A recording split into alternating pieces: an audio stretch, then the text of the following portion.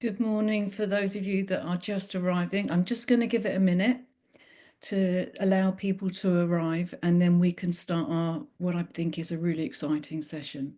So just bear with us for 2 minutes while we allow people to arrive. Recording in progress.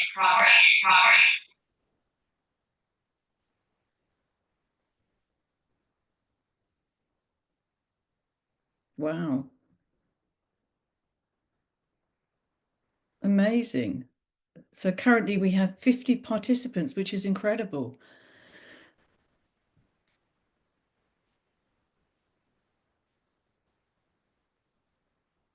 I'm just going to give it another kind of 30 seconds and then we'll kick off.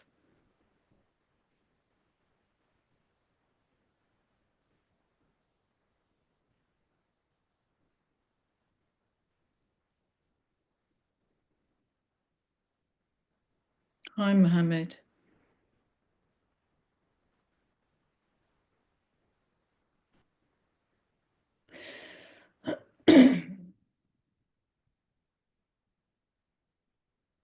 Okay, I think we have 62 participants, which is absolutely wonderful and amazing. Welcome to our webinar, Breaking the Silence Around Hepatitis, Stigma and Discrimination, an incredible title. I love the title. My name is Rachel Halford and I am the current president of the World Hepatitis Alliance. So I want to welcome you first of all to our webinar. We have a little bit of housekeeping to do before we go any further. We've got an hour session. But just to so that we make sure that everyone can understand, we do have interpretation here. So if you look to on the bottom of the screen, in fact, the slide will describe to you, there you go, where the globe kind of circle is for interpretation. Please click on whichever language you would like it to be, you would like to hear. English, Spanish, I think it's meant to be French as well, actually. I may be wrong. And you should be able to hear in the language that you like, your normal language, your language. I'm going to remind the presenters to speak slowly so that our translators are able to translate clearly. So back to my very brief introduction. Yes, both French and Spanish. There you go. Definitely. I just to say, I'm absolutely delighted to be here today. I think it's been a really long time coming. This survey that we're going to present is going to be presented today was actually completed more than a year ago now. And I think we spend a lot of time, for all of us, we use the word stigma, discrimination, but actually understanding what it really means and the impact that that has on people who are affected by viral hepatitis, whether that's hepatitis B or C, we don't truly understand. And if you can't understand something, then you can't put things in place to make the changes. And that's one of the reasons that this survey, which the Alliance did together with ECDC, is so important. So that we can understand, so that we can start putting some things in place. What we know is that people feel stigma, they feel discrimination because of that stigma, and what it does is it stops them from accessing services. And that actually, and I want to say this in the beginning as well, the self-stigma is huge. So alongside the stigma that is experienced when you perhaps from other people, it's what we, as a community, do to ourselves as well. So I am, like I said, I'm just super excited to be here. I have with me today, we've got the format of the meeting is that we have got 3 great panels. Members. We've got Cary James from the World Hepatitis Alliance, who's going to be presenting the survey details. We've got Tatjana, Reic, and Marinela, Debu. So I'm going to give them an opportunity to very briefly introduce themselves first before we move on and get on with the session. Just to say, there is plenty of time for you too to join in. So we'll have the presentations, not presentations, we'll have Cary's presentation. Then we'll have a little bit of a discussion just between, Marinela and Tatjana on their experiences of being involved in the survey. And then we'll open the floor up so you can ask questions. You'll be able to put your hand up, or please, if you want to, just write it in the chat box. So I'm going to hand over, first of all, to Marinela. Would you like to introduce yourself? Hello, I am Marinela Debu. I am a president of Romanian Association for Patients with Liver Disease. I'm working in hepatitis, not just viral hepatitis, in the last 16 years. I was involved in this questionnaire and I have a lot to tell you about this. And I'm happy because you give me this possibility to speak about this great problem who remains more, I think, after COVID-19 pandemic situation. Brilliant. Welcome, Marinela. Lovely to see you. Tatjana, would you like to introduce yourself? Yes. Hello to everyone. My name is Tatjana Reic. I am president and a CEO of Croatian Society for the Liver Diseases, formerly Association for the Hepatitis patients. I am also patient myself, both hepatitis C and hepatitis B former patient. Fantastic. And last but not least, Cary, would you like to introduce yourself? Oh, we can't hear you, Cary.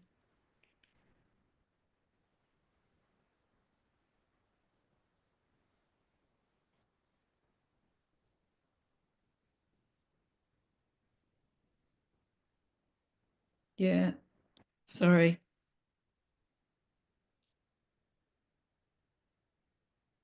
Sorry.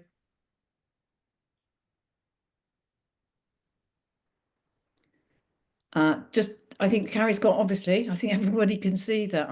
I'm quite overwhelmed to see that there are 75 people here. So what it, for me, it really shows the interest in, stigma and discrimination. And hopefully what we will see from, some of the results from this survey when Cary hopefully gets back to us and can speak, is, some indication on where we can make some changes and what we need to do.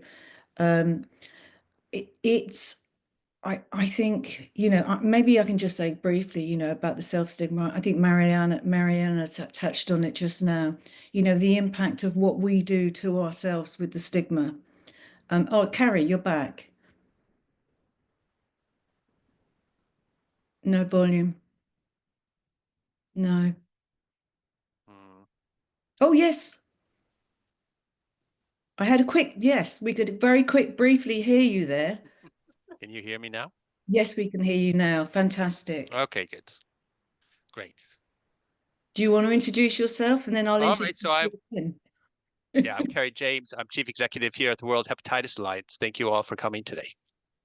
Thanks, Cary. And quite easy, it's quite a swift hand back over to you, Cary. So I'm going to introduce Cary again, who's actually going to present the results of the stigma survey, which will then hopefully offer us some, it'd be great to see the results, but also offer us some conversation.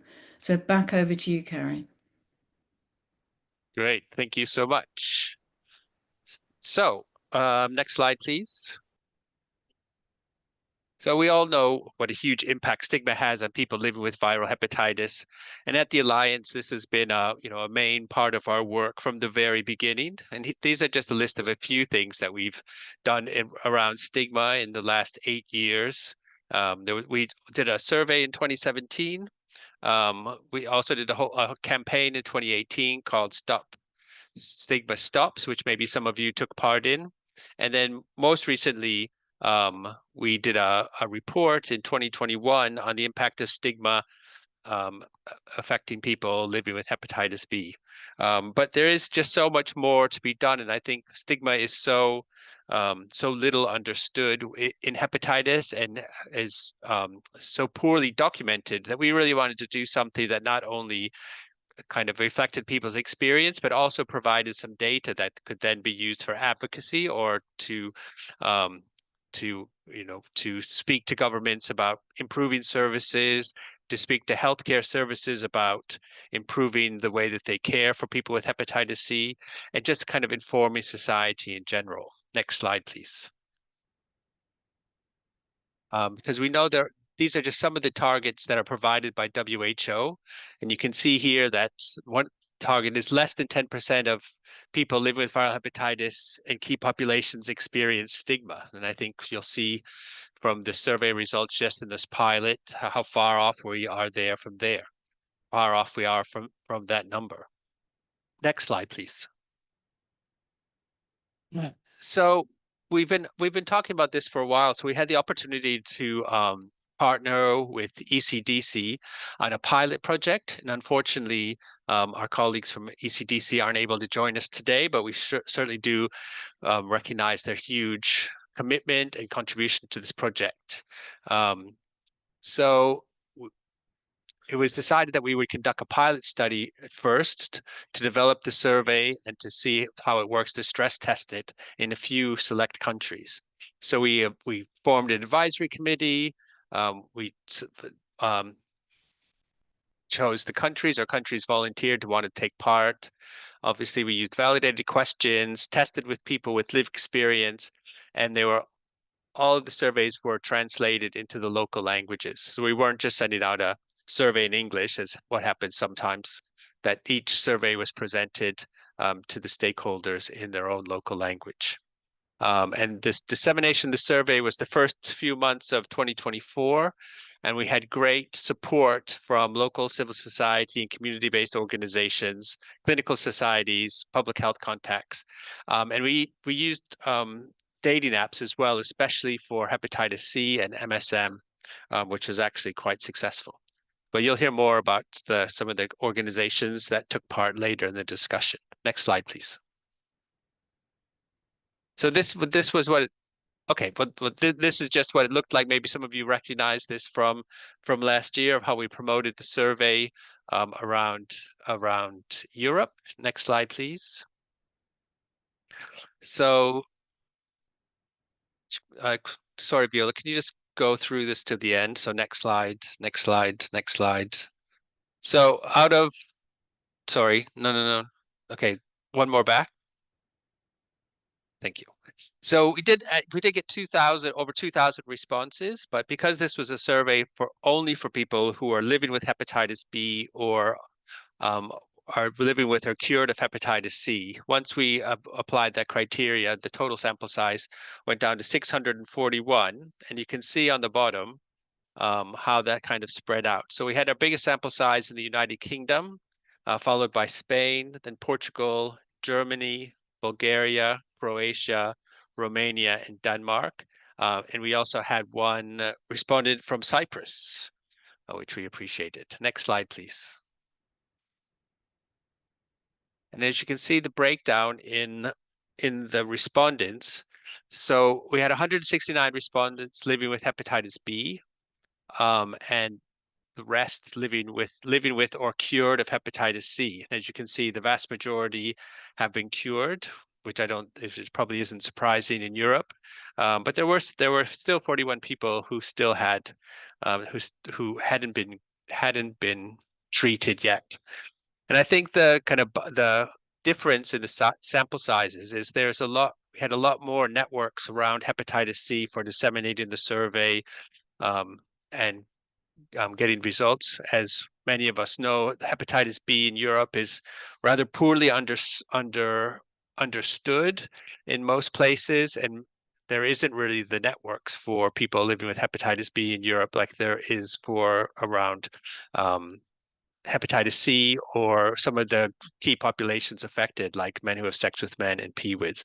So I think that kind of explains a little bit of the difference in the sample sizes between the two. Next slide, please. So obviously there's some limitations to this survey in terms of the number of people we were able to reach. And some of the small sample sizes kind of restricted the initial analysis of the data. But I think in the further analysis that we'll do later, we will look at this again because we do think there's probably a large enough sample of MSM and some of these other groups to make some kind of observational reporting of what we found. Next slide, please. So what did the results show? Well, when we asked the questions, have you told people that you are living with viral hepatitis. As you can see, across the board, at least 1 in 5, or sometimes even 1 in 4 people in the red said that they hadn't told anyone about their hepatitis status. While the vast majority said they did, but still, I think those numbers, 24% for hepatitis B, and those 20% for hepatitis C, is still quite surprising that there's still a large percentage of people who don't tell anyone about their hepatitis status, not family members, not friends, and not their sexual partners. And we can get into this a little bit further later. Next slide, please. So we asked about the impact that it has on people's mental health and how they view themselves. And we try to avoid using terms like self-stigmatization or self-stigma, because what we're really talking about is mental health and self-esteem. So we really tried to frame the questions using that language. And we did actually use some validated questions that are actually used in mental health surveys, so we can have some comparable data. So for the first question, have you had or do you have poor self-esteem because you're living with hepatitis? As you can see on the right, hepatitis C, 48% said that they felt hepatitis C had an impact on their self-esteem. Well, 19% of people with hepatitis B reported the same thing.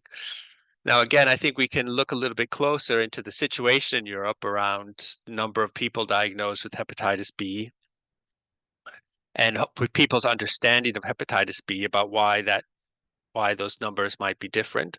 But obviously for half of people with hepatitis C, they feel like it's had an impact on their self-esteem.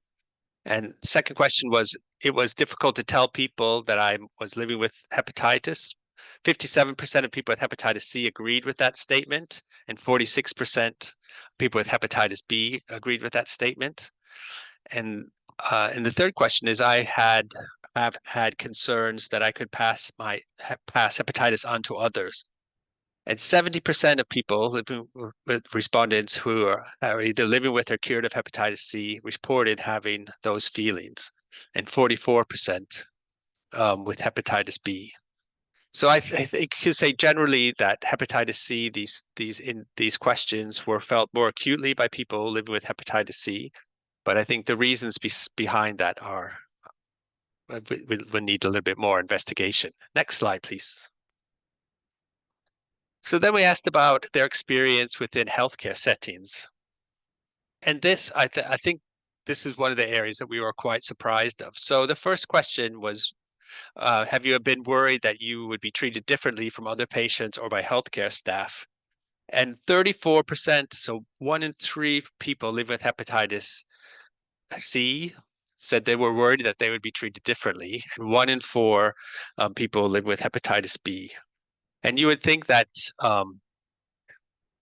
especially in some of these countries in Europe, that we'd kind of moved beyond this, that hepatitis, that's a condition like hepatitis, people should be able to feel comfortable going into healthcare settings. And obviously here we can see that there's still, a high amount of stigma being experienced by people in healthcare settings.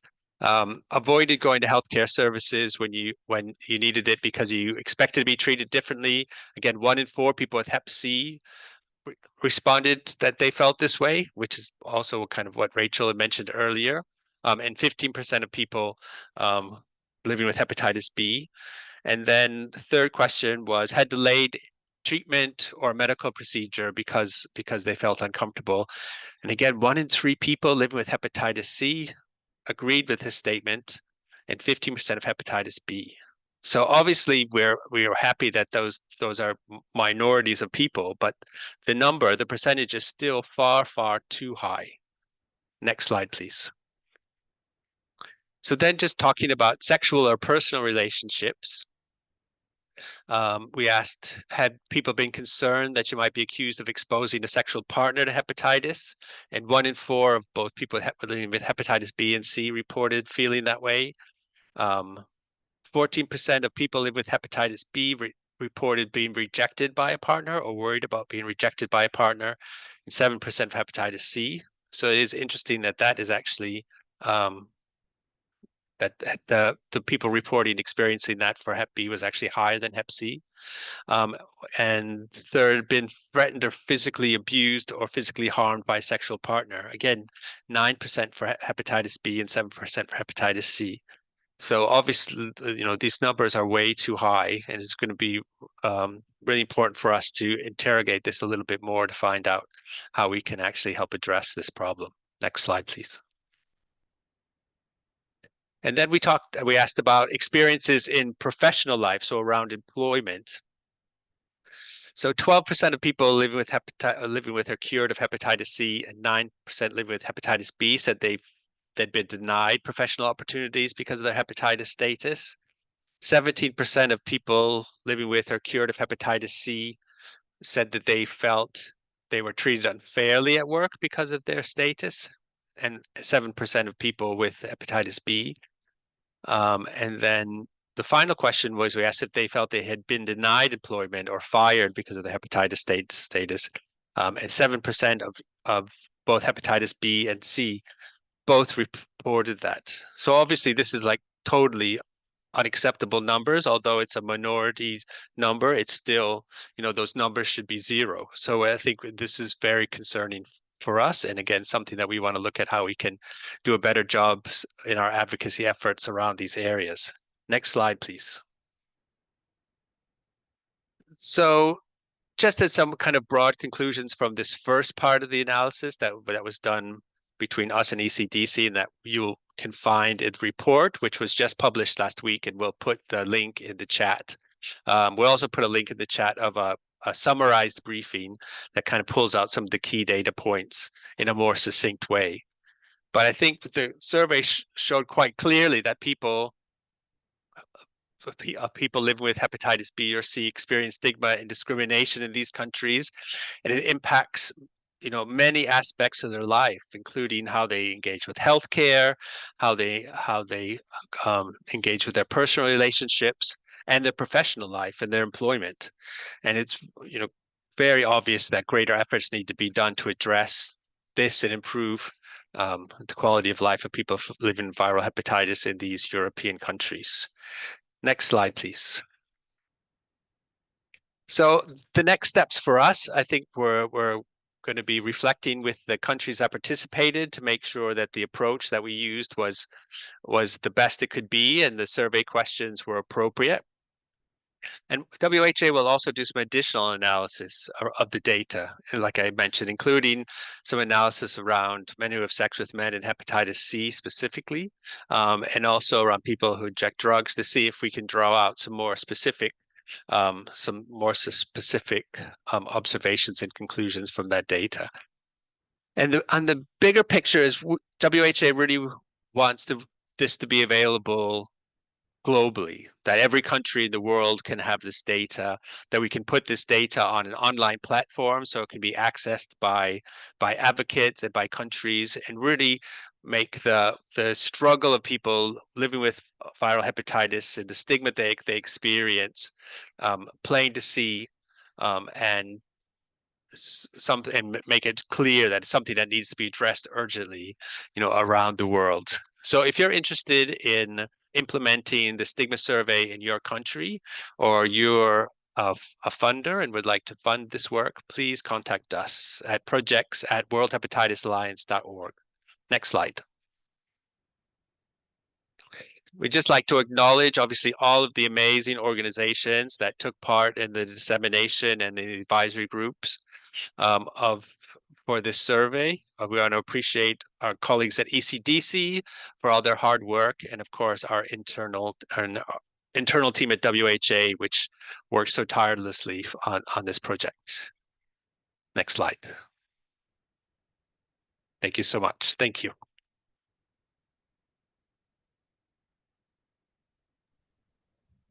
Thank you, Cary. Yeah, really, I think quite sobering. And as you said, some of the data that came out was really quite shocking, and just not right, really not right. I'm going to open it up for Marinela and Tatjana a little bit now, and just to think about and talk about, maybe for some of the participants to hear, what was it like, you know, kind of implementing the survey, and what made you, so what, Tatjana, perhaps we'll start with you, you know, what made you want to be involved with the survey, you know, and what was it like to implement it in Croatia? Yeah, thank you, Rachel, and thank you, Cary, for the report, for explaining us. So let me start with my own experience, because I was the one. My daughter was born.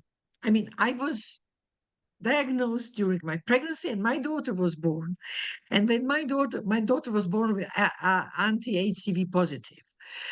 And when she was a little girl, 4 years old, her best friend, the parents of her best friend did not let her come to our house to play with my daughter because of my diagnosis.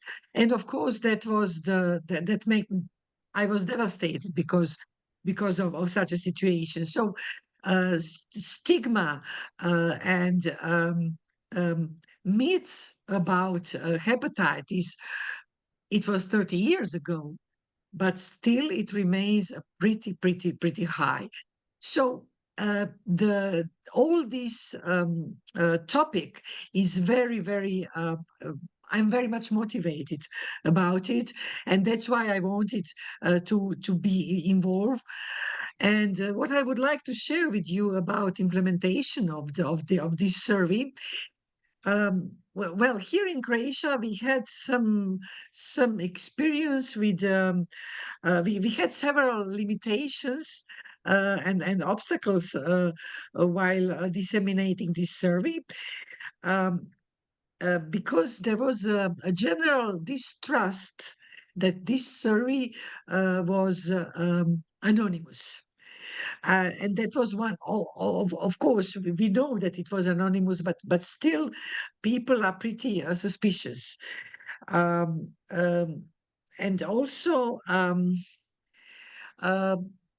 there are also a lot of people, of the elderly people, who do not use the online service, so it was not that easy to ask them and to motivate them to complete the survey. I saw that there were only 31 results from my country, although I know that there are a lot of much more people who could answer this. And in addition, this year, I mean last year, and of course this year, and we are conducting a big project with the government within the prisons. So about stigma and discrimination within prisons, it's a special topic. I'm pretty sure that, Rachel, you do understand, because I know that you are also in Great Britain. You're doing a lot in prisons, but that's it. And there was one more situation that also really was made a huge impact on me. It is a story of from the hospital, from the delivery room. One of my friends who had hepatitis C cleared the virus. When she was giving a birth to her baby, she was really very much discriminated in a hospital, and was moved to another room, completely isolated, separated, and she really took it it was very hard time for her. So I would stop here, and later on I can speak more about it. Fantastic. Thank you, Tatjana. And I guess, Marinela, in terms of hepatitis B, which, you know, I mean, how was it for you in implementing? I know that the survey wasn't just hepatitis B, but I'm aware that, you know, particularly in Romania, it's a really high prevalence of hepatitis B. You know, how was it to implement the survey in Romania, and what made you want to be involved in it as a pilot country? First, I am patient with hepatitis B, and it is my personal motivation to be involved. Also, second, I disseminate this study in a lot of patients, but like Tatjana said, for older people, it is a little bit difficult to disseminate. And I have other, I think, not a big problem, but problem with the question about special population, because sometimes a person who wants to respond feels uncomfortable with the question. And I think for the future, will be better to adaptate this question. Do you hear me? Yes, we hear you. We hear you. Yes. So how was it for you? So that what you were saying there was that it was difficult to implement it, and that maybe it needed to be adapted slightly. I think the better it is to say to adapt it for the Romanian population, because in my country, like I think also in Croatia and in general in Eastern European country, we discuss about viral hepatitis more in general population. Of course, we discuss also in, I don't know, I don't want to say special populations, but you know, in it, not just in general population, but because I disseminate this questionnaire in general, in general population for people who are infected in a public hospital or in medical system, for patients it was a little bit strange to complete or to respond at the few questions. And I think if we try to continue this questionnaire, but with some adapted question from country by country or region by region will be also helpful. I also sometimes patient call me, and to be sure the response it was not, it was the questionnaire, it was it not was they have they response will be just for us, not for other people. And sometimes I do it this questionnaire with phone patient because they don't have ability to use internet. Yeah, I think that's really interesting because we obviously we did it in the UK as well, and and I know in Portugal one of the issues in Portugal was people not having access to IT, so they didn't have access to the phone. So one of the difficulties in Portugal was I know that they started printing out. I think Or they don't understood better the question, and they want to be sure it is anonymous. And if they, for example, I have a discussion with one patient, and they told me why I must to put some response about SMN or you know, this special population. I explain it's normal because we have different patient. You are different patient, and if you are for general population, no matter. Please try to give your response. You know, sometimes they feel a little bit stigmatized also because of this question. I'm really conscious of the time. So what I'm really keen to hear is there anything that really stood out for you in the results? What I must to say, I think the result don't reflect real stigma in hepatitis B, because I think it's more stigma in hepatitis B like in hepatitis C, especially in my country. And because we have therapy in hepatitis C, and I saw a difference between 10 years ago and now. And it is a lot of difference. The stigma in patients with hepatitis C remains, but it's not like it was 10 years ago. When we have therapy, we don't have any chance, any real chance for this patient. Now the stigma remains more in patients with hepatitis B, and I think to don't subestimate patients with hepatitis B and Delta. We have also this patient, and stigma in this category of patient B and Delta, it is high, I must say. Yeah, thank you. Tatjana, what about you? Was there anything in the survey that stood out for you? You know, any survey result that was shocking for you? Yes, the very first result which Cary showed us, the one that shows that more than 20% of respondents told no one about their disease. It was not my case, but this was shocking. This was shocking for me, and I still think that that still even in Europe there are a lot of myths within the hepatitis. For instance, a lot of people think that hepatitis C is not curable and hepatitis B is the easier one. Then a lot of patients, they just don't, when they know the diagnosis of hepatitis C, they don't take it seriously because, of course, we all know because of no symptoms, but they don't go. They're not motivated enough to go to see to doctor. And if I may just add one more thing in terms of for the future for the future time when we are going to take this analysis. It is about the prisons. I want to say about the prisons. Today, in my country, the majority of hepatitis C patients are within captured persons in prisons, and they generally don't have access to online service. So I think that we could get better results if we include also those persons within prisons who are at the moment in the prisons.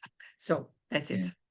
Yeah, no, I agree. But I guess when I think back to the UK and when we implemented it, if we were to implement the survey now, we learned a lot from the first time, and I think that, we would definitely be able to get more people to respond. But what I think is really important about what we do have is that there is information in there that we can use to, I've used some of it myself to present and kind of say, look, here's the evidence, that this many people feel uncomfortable accessing healthcare. They feel that they're going to be judged, or they don't feel comfortable, because what that means is there's an advocacy tool for each of us, so that we can go in and it's like, okay, so how do you address stigma and discrimination? You educate, so some more training needs to be done in healthcare. And I think one of the important reasons, so it's not just about understanding, but it's also about having a measurement. So we know within HIV there is already, as Cary described, that kind of, so each country has that, so they've got the index that each country can access. And I think that within hepatitis we don't have that. And if, and we all are trying to reach elimination and achieve the WHO validation targets, and stigma and discrimination's in there. So how are we going to evidence if we don't know, if we don't have any idea of what the measurement is? What is the status? What is, because we do a lot of, and as Cary had said, there's been much that the Alliance has done over the years, and they've always been committed. But it's that something tangible that we can go, well, actually, this is the percentage of people in our individual countries. This is why something needs to change. And I just want to say the one thing that really affected me in the results was the amount of people, albeit smaller, but the amount of people that were physically harmed because of their status. It's absolutely and totally unacceptable. I'm really conscious of the time, so I can see there's lots of chat in the box. We do have an opportunity, please. We would love to hear comments and questions from anybody else. Is there, there's a lot of people here, which is fantastic. And I'm sure there's lots of examples that are coming through the chat online, but is there anybody that'd like to put their hand up and have a comment or a question about what the survey, or just comment on what it's like in their country? Any hands? So I can see lots of comments in the side here. Can I just check, Viola, are you online? Is it possible for people to put their hands up? I think it might be. Yes, it is possible. So if anyone would like to make a comment or ask a question, please just click on raise hand and we will unmute your microphone so you can speak. Yeah, and please don't be shy. You know, I can see. Actually, if I can have no. a short intervention, sorry, because I am in the I think we must continue to study and to try to implement also online and offline to have new data and more accuracy data, especially for patients who it's not so easy. If they have access to the internet, it's not so easy to use it. And to help and to have new data. From my perspective, we must to continue and to, like Tatjana said, to go in different population with adapted question from groups to groups.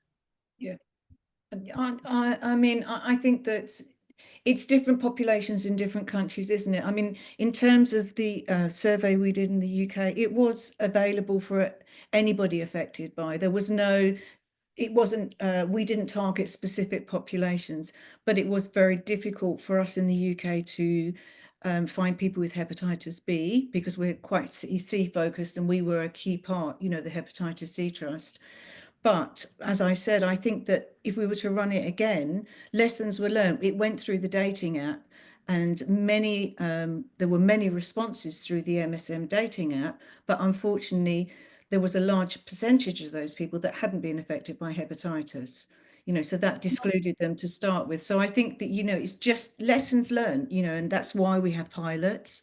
And that's why we really do, you know, as you say, we desperately need to widen this, reach it out globally so that we can each country can get a perspective on exactly what's happening in their country.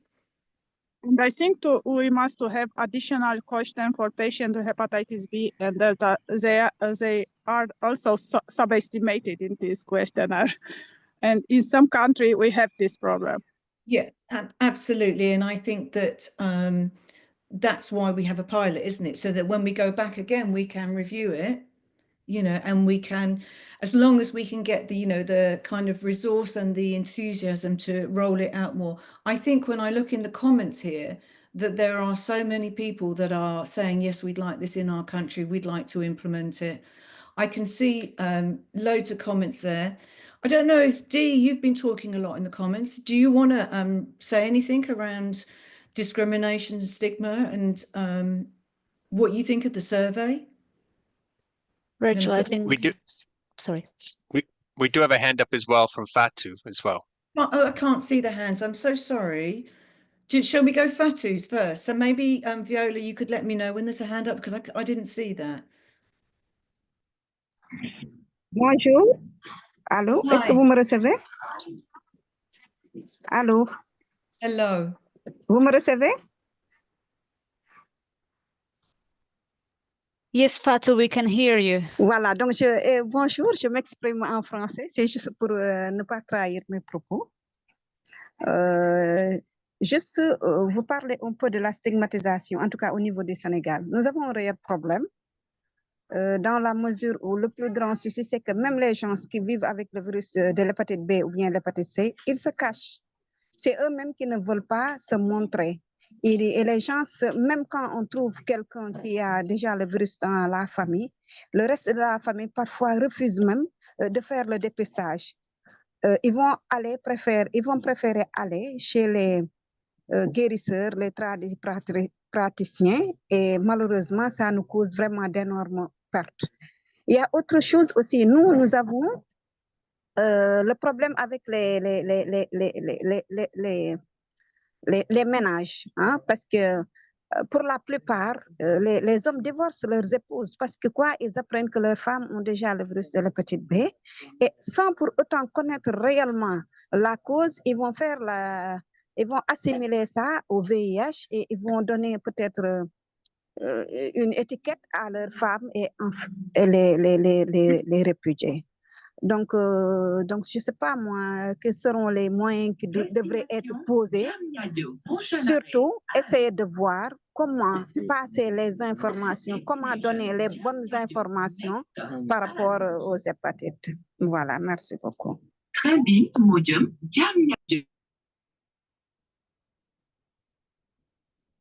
Thank you. I mean, in terms of getting the right information about hepatitis, I mean, that's how we address stigma and discrimination. It's all about information and raising awareness.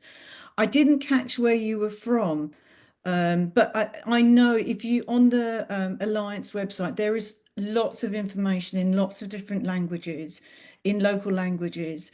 So I am a really big fan of peers, people with lived experience. I think that that's the most effective way of getting, because I think what I did catch was you were talking about families who don't want to come out and show themselves. But if you have people coming and speaking to them who have lived experience, who can share their experience, who can share the right information. Sorry, Senegal, got it.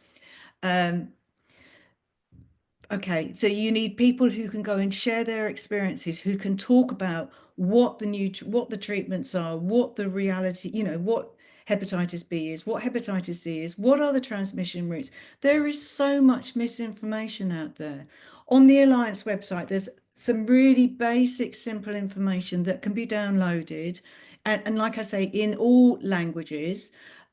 So I'd advise you to go and have a look there, but also, I think that also there's something about using this resource. If we can get this survey implemented across in each of our countries, you have a lobbying and advocacy tool. That's part of the reason why this is such a good survey and why we need to keep, roll it out globally, because it is a way of lobbying our governments and saying, look at this, look at these people that can't leave their houses because they don't understand. Look at the stigma they feel. Look at the way in which they are treated because of misinformation. I don't know if Cary, if there's anything more around the information you might have there, in terms of raising awareness around.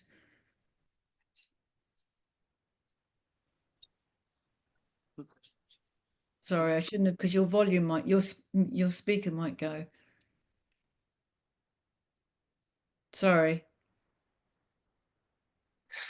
So no, I mean, I think you covered it quite well. I think, there is the ECDC report. We'll be releasing different products throughout the year, looking at the data from this survey and how it can be translated elsewhere.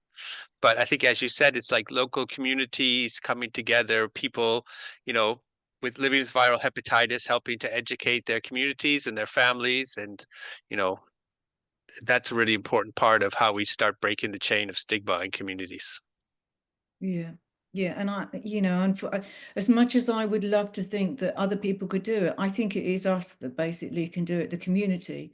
We are the ones that can change the conversation. Absolutely.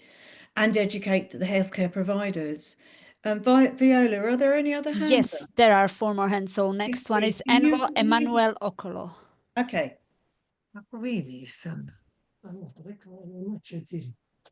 Okay, so thank you very much, Richard, Cary, and the team for this opportunity to speak.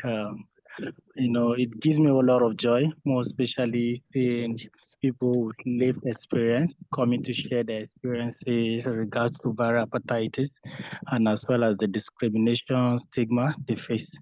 When this presentation was ongoing, I tried asking myself a lot of questions. When it comes to discrimination and stigma, I'm a practical example of that definition because I've actually lived with viral hepatitis B since 2006.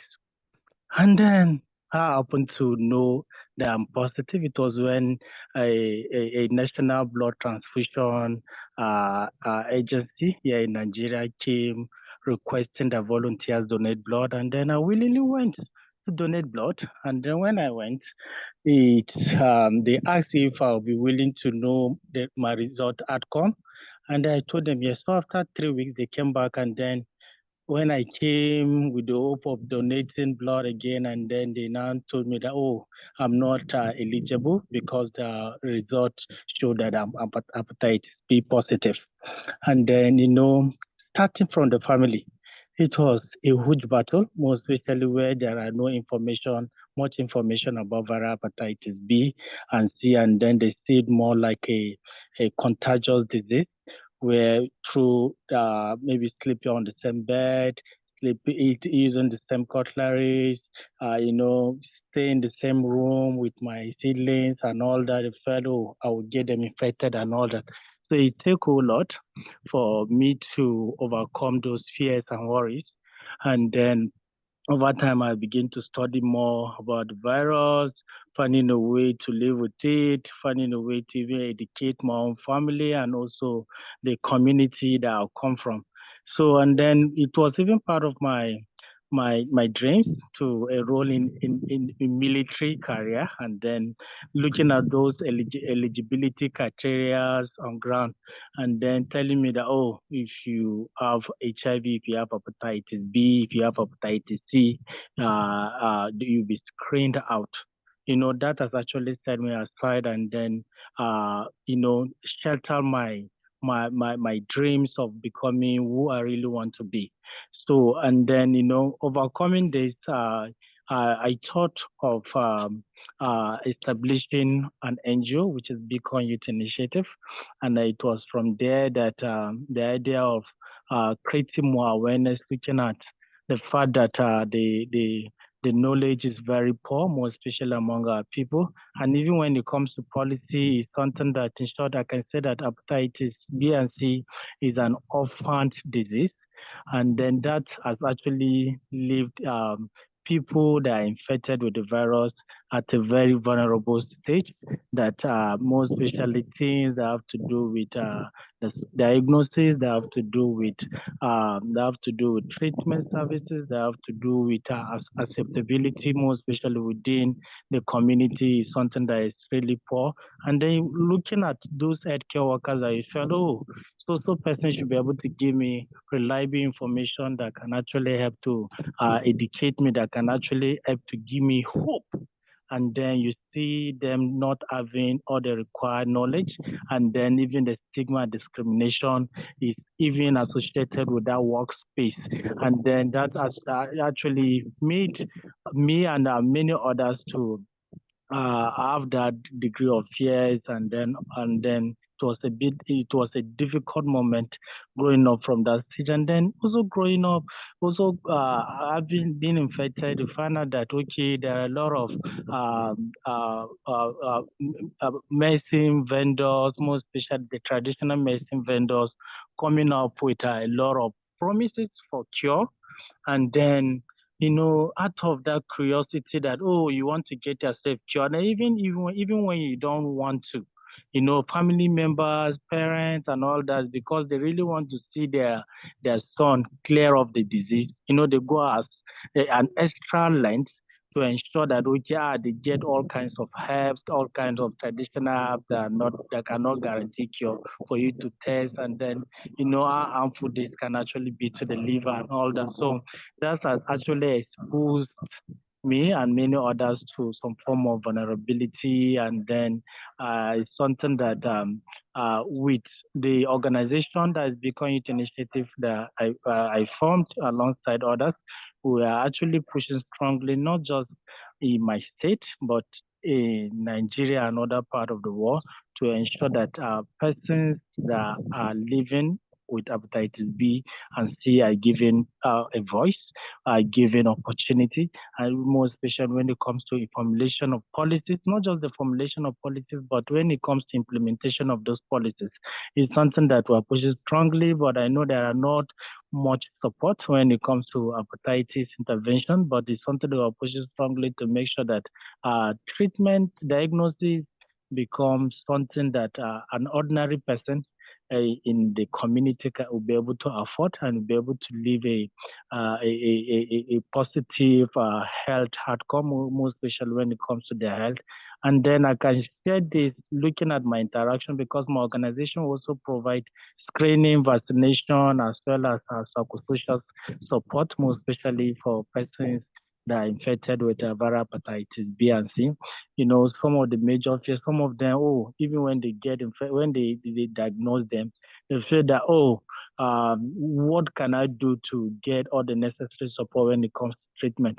Or, it puts that fear that, okay, they will not want to continue with treatment because they don't even have the resources to go up. Emmanuel, yeah, sorry, I'm so sorry to interrupt. It sounds absolutely brilliant, and it is the community. I'm so sorry for what you've experienced, but it's the community that can change, and it sounds amazing.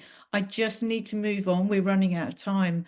I'm so sorry to interrupt you because there's just 2 more hands up, and we've got like 5 minutes. So thank you so much for Sorry, sharing. we also have our Ethiopian member, Fasil from Waklisa Development Association, who would like to share their experience. So I will now allow him to talk as well. Okay. So maybe just to make everybody aware, we actually have 5 minutes left, but if you're happy to stay, we can go through these last hands that are up. So who do we go to first? I've been trying to unmute Fasil from Ethiopia. Fasil? Are you there, Fasil? Oh, he's. Yes. Yes, I'm here. Hi, Fasil. Thank you so much. My name is Fasil from Ethiopia. I work in elimination of viral hepatitis project at Afar region of Ethiopia. We are implementing the project from last January 2024. When we come to stigma issue, we are notice different types of stigma in the community. We are so working on communities, and our communities are illiterate, mostly illiterate, and the community way of life is pastoral. We notice that so many types of this stigma were applied on the people living with hepatitis.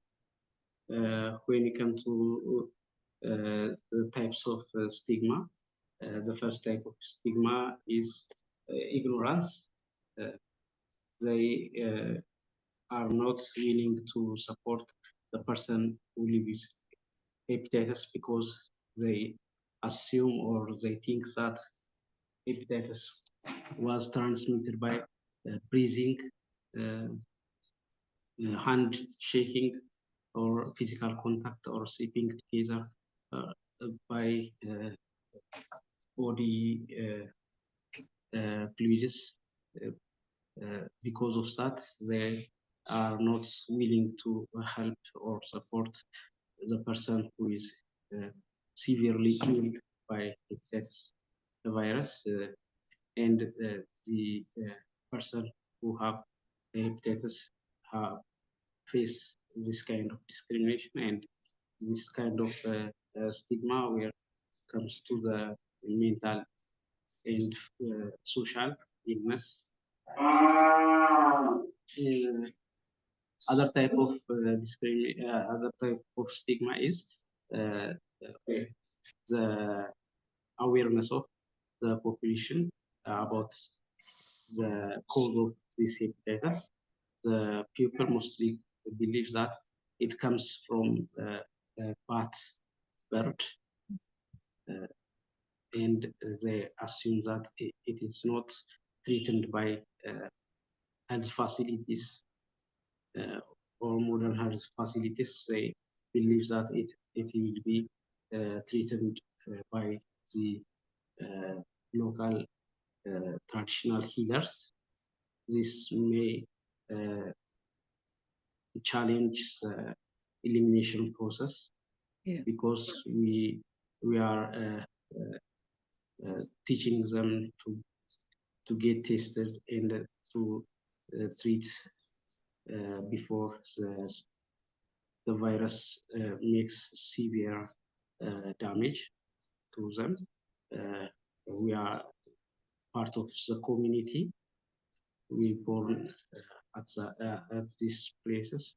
Mostly they are nomadic lifestyle. They have nomadic lifestyle. and we are faced so many challenges in beliefs and in awareness creation process. This is my view. We need to work hardly, or we need to work more progressively to resolve this kind of stigma in our community and for child that already gets. Sorry, Basil, I'm really sorry. It's quite difficult to hear you. We have very little time, but it's very difficult to hear you now. I can't hear you. Please say it again. Okay, just 1 minute. 1 minute left then for you to, I mean, incredible work, but just 1 minute just to say your last bit, and then we need to move on to the next question, the next hand. Okay, our work mainly depends on awareness creation. We believe that before treatment, awareness creation is more effective to battle hepatitis infectious. We are working in about 18,000 community members. We plan to reach 18,000 community members. We now reach about 1,200 people, and we test only 100%.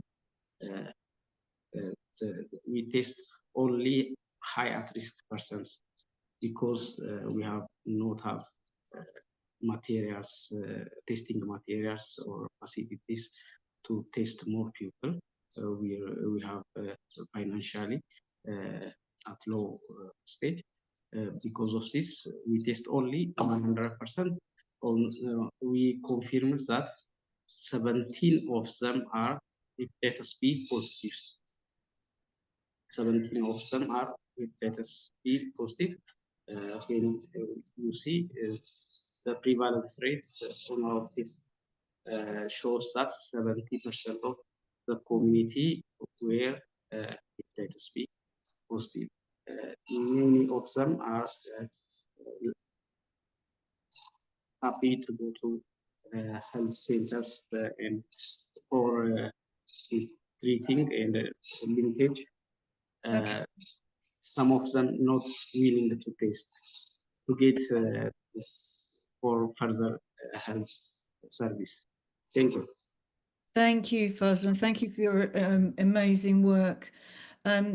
Viola, who's next?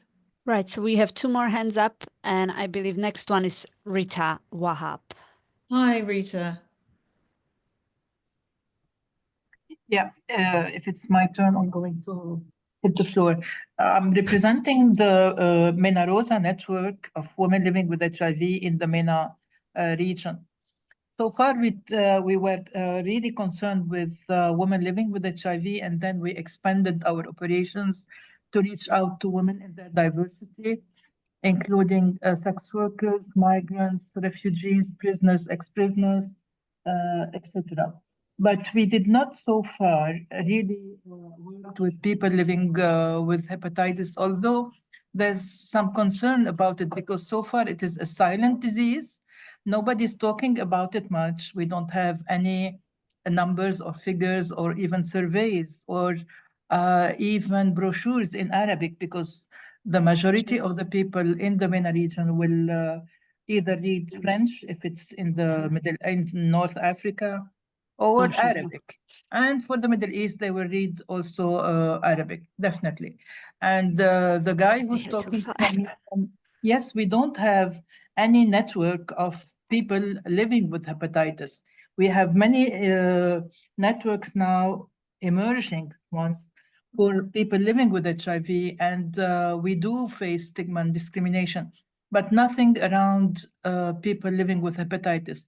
Although our operations in MENA Rosa now are expanding to women who have who are using drugs, whether injecting drugs or simply using drugs. And we all know, I mean, by experience, that some of these women do have hepatitis, but there is nothing around it, you know. So we would definitely like to coordinate the work or the information awareness with you so that we can spread the news in the Middle East, North Africa, and do something about it. We were having this in mind until we are now, unfortunately, impacted by the Trump decision. So our projects are coming down, the salaries are being cut, the focal points who we have in 11 countries now. I don't know how to find a way out, but definitely we need to cover the hepatitis B, hepatitis C. There is nothing, no knowledge, no awareness about it in our region, and we definitely need to move forward and no stop. We cannot stop here now. Thank No. you. Thank you so much, Rita. And absolutely, you know, maybe stigma is a part of it, that you're not, that's why you're not hearing about the viral hepatitis.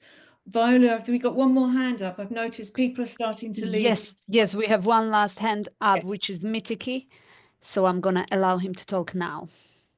Hi, Mitiki. Mitiki, are you still with us? If you could unmute your microphone. Perfect. There he is. Yeah. Hello.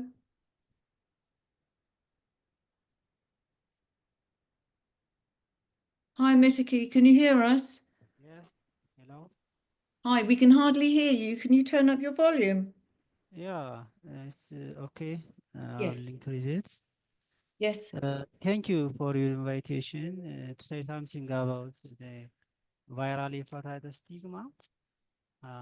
As they said, my colleagues in Ethiopia and abroad, this is the most important public health issue, even it's most dangerous for healthcare workers. Especially when there are comorbidity with HIV and being found in developed and more displaced as well in malnutrition areas is the most important burdens to being to stop their transmission as well as to eliminate WHO and other concerning organizations plan to eliminate, including our countries, as I said, my colleagues from around Ethiopian border. But there are a lot of issues. Even health workers do not give the important issues related to that infections, especially the mode of transmission and unavailability of drug, and even there is no approach to diagnosis.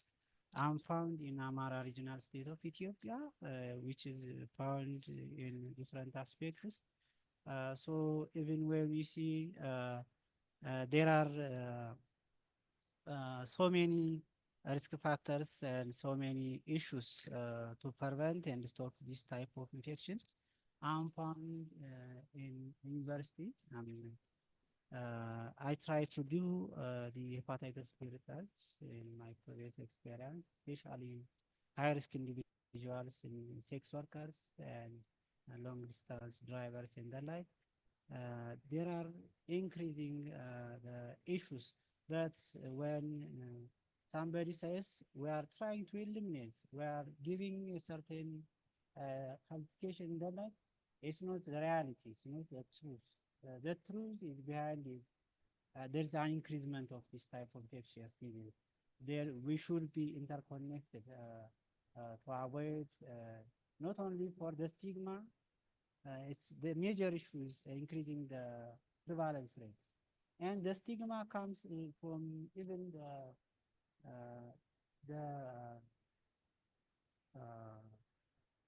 healthcare workers even because of there is no enough amount of screening method, enough amount of population control method.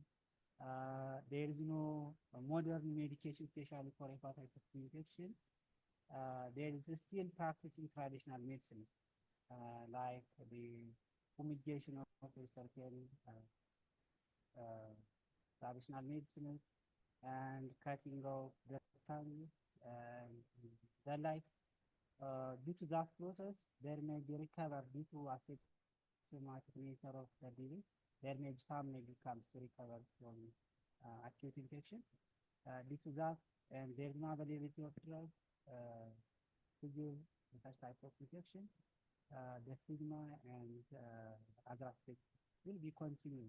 Maybe in my side, how to prevent and how to increase awareness and how to avoid the stigma and discrimination of such type of population living with hepatitis. Maybe starting from training the health education, health care workers. Thank you, Mitiki. Thank you very much. I think there's so much work to be done, but I think what the overall sense is that stigma and discrimination has such an impact on, on everybody. One of the, if we are going to truly have a chance of reaching elimination, this has to be addressed. We've gone way over time. That's really bad chairing on my part, and I apologise. I guess there are so many messages in the web chat. We will take the messages and the comments and see if there's anything that we can follow up on, because I think there were possibly a few questions in there, some incredible comments. Thank you, Tatjana and Marinela. Thank you so much for being a part of this discussion. Again, apologies for keeping you and rolling it over. I truly hope that we have an opportunity to widen this survey and implement it in every single country. I think that we have to have a tool which will provide us with the evidence so that we have an advocacy tool. Ultimately, whether you're talking about discrimination coming down, across the governments, people not being able to leave their houses because of stigma. We need this information, raising awareness from a government level down. And what the survey will do is provide us with the lobbying tool to do that. So I think this is just the beginning of the conversation. I really hope that we have an opportunity to roll the survey out, and then we can have more meetings. There is, the data that we have at the moment is perhaps limited, but I'm sure there is opportunity within it for us to explore more. Hopefully we'll have an opportunity to have another webinar under stigma and discrimination in the not too distant future, and I'll try and share it better than rolling over for 15 minutes. I do apologise. Thank you, everybody. I wish you all a really good afternoon or morning or evening, wherever you are. But thank you so much for joining us. And the number of people that joined, it really highlights the importance and how strongly we all feel about stigma and discrimination. So until next time, thank you very much. Bye-bye. Bye-bye. Bye.